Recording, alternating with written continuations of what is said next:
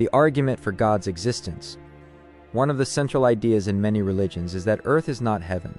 If you believe the narrative, humanity desecrated its chance to live in a perfect paradise and was cast out into a world that is not quite hell, but certainly far from heaven.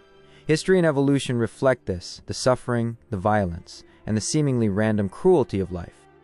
Earth, it is said, is a test, a trial to refine our souls. In nearly every faith, this test is not meant to be easy or pleasant. It's meant to challenge us, often through suffering, doubt, and hardship. The Bible, for example, speaks of the difficulty of entering heaven.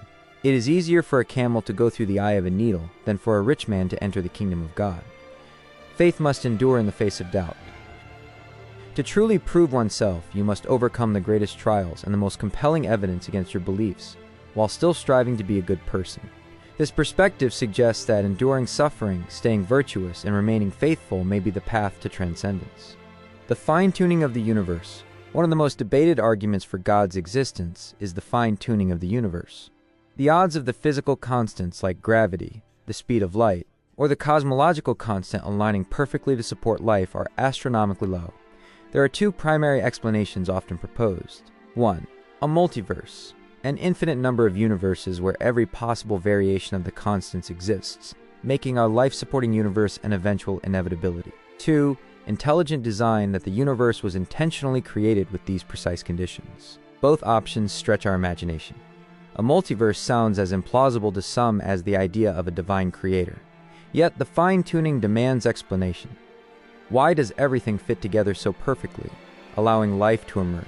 Even if one accepts a multiverse, it only pushes the question back, what caused the multiverse?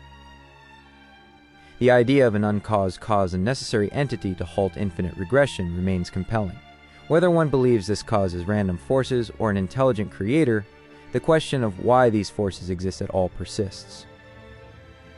If the universe arose from random forces, where did those forces originate? Why does space exist? If time, space, and matter emerge from a higher dimension or pre-existing state, can we truly dismiss the possibility of an intelligence far beyond our comprehension? Philosophers and scientists have speculated about emergent intelligence within an eternal system. Given infinite time, even random processes might produce a conscious being, an entity capable of contemplating and influencing its surroundings. Some even reference the concept of Boltzmann brains, self-aware entities arising briefly from random fluctuations in a chaotic system. If such a thing is theoretically possible, why not an eternal intelligence far greater than ourselves? For many, the complexity inherent in the universe's initial conditions fine-tuned for complexity itself, suggests more than randomness. If randomness leads to intelligence eventually, why couldn't it have happened before the universe as we know it? Time and perspective. To God, if such a being exists, time and process would be meaningless. Billions of years of cosmic evolution could pass in an instant. We struggle to comprehend eternity, yet we use our limited perspective to question why God would allow suffering or create such an elaborate process to reach us. But isn't it presumptuous to assume that our finite minds can fully grasp the reasons of an infinite intelligence? Even Alex O'Connor, the cosmic skeptic, has asked why God would design the universe in such an unintuitive, complex way. Why not make it obvious? Theists often argue that this apparent knife's-edge design, where everything seems precariously balanced, is itself a sign for those willing to see it. The choice to believe isn't supposed to be forced. Faith, by definition, requires uncertainty.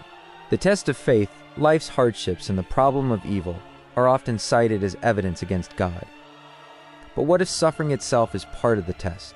As the saying goes, God gives his toughest battles to his strongest soldiers. Perhaps the challenges we face are meant to refine us, not punish us.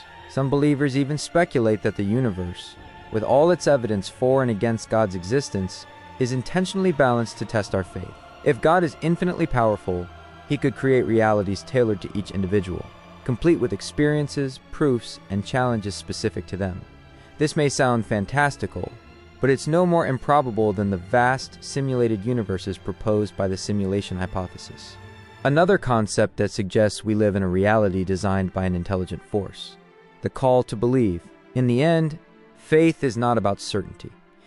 It's about choosing to believe despite uncertainty. Many non-believers argue that it's a waste of time to believe in something that might not exist.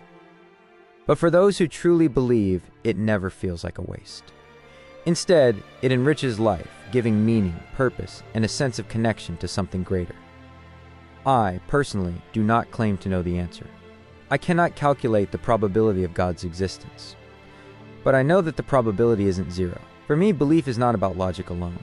It's about intuition, a deep, unshakable sense that there is something greater than ourselves.